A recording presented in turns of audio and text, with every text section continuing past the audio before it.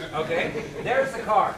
2012, beautiful new vehicle made right here. Okay, MSRP 22.5 in America, 26 in Canada. Same car made here. For Christ's sake, it should be less expensive here, right? Because you didn't have to truck it. It came off the line, right? But anyways, that is, in Honda's case, a 16% price premium that you pay in Canada. This is par for the course, actually. If you look at the different vehicle makers, this is a similar price gap between what they charge in Canada and what they charge in the US. And the reason is because, A, price levels are historically higher in Canada, so people are sort of expected to pay more in Canada, and nominal incomes are higher in Canada than they are in the United States. The amazing thing is that a company like Honda will charge Canadians more for the product that is made here, and then they will complain that Canadians' wages are too high compared to Canadians' wages, or compared to Americans' wages. And that is called having your cake and eating it too.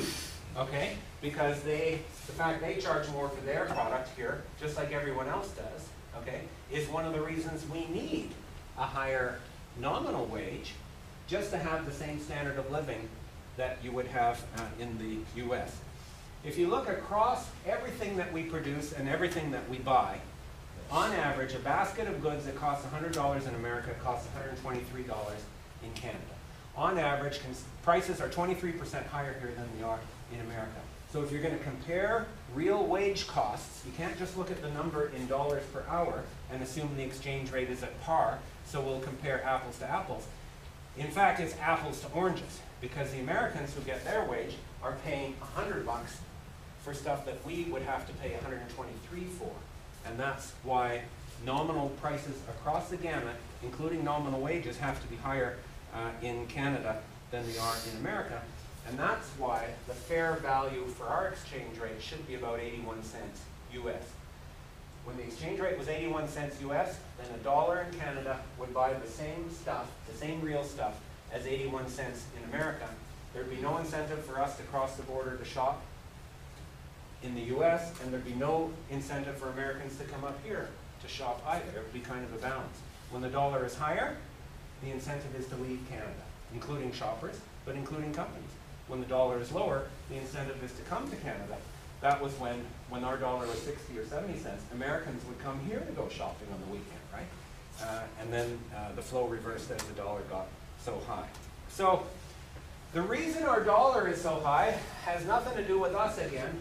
It's all about the oil industry and the whole oil sands boom out west, where they're digging out oil from the oil sands, putting it in pipelines, sending it to America. As a result, the financial traders, who are the ones who determine our dollar, have decided that our currency is a petrocurrency, they call it. And on average, every time the oil price goes up $1 a barrel, our currency goes up by about almost half a cent.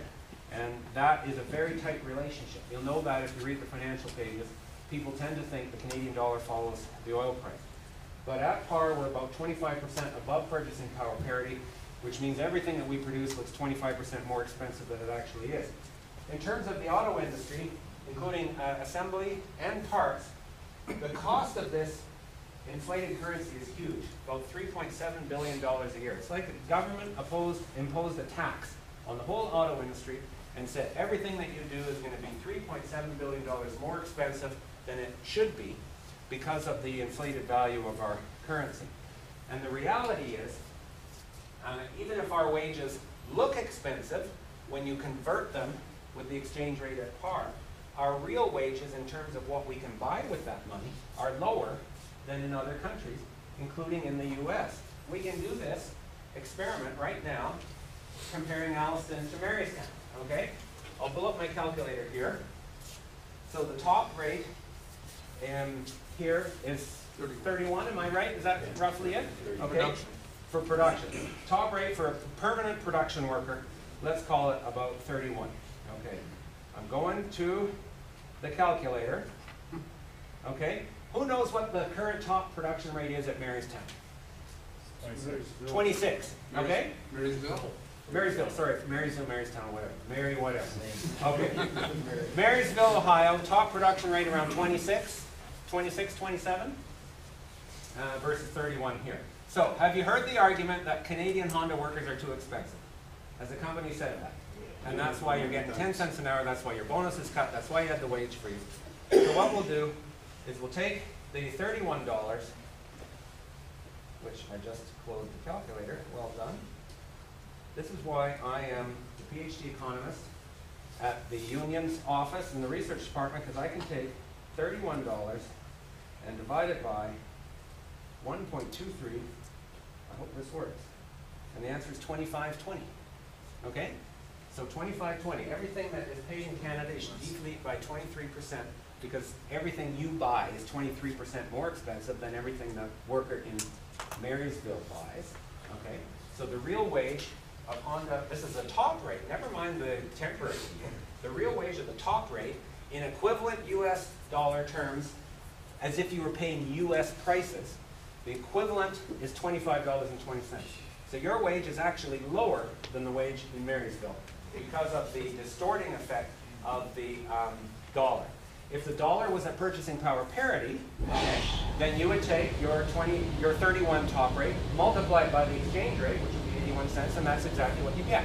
You'd have a little advantage, not a big advantage, but about $1 an hour compared to the workers in Marysville. And this is what Honda doesn't want you to understand. They just want you to take the dollar exchange rate, multiply your 31 by 1. Look, you're making $5 an hour more than the people in Marysville. In fact, you're making $1 less than the people in Marysville because of the fact that you pay more for everything that you buy.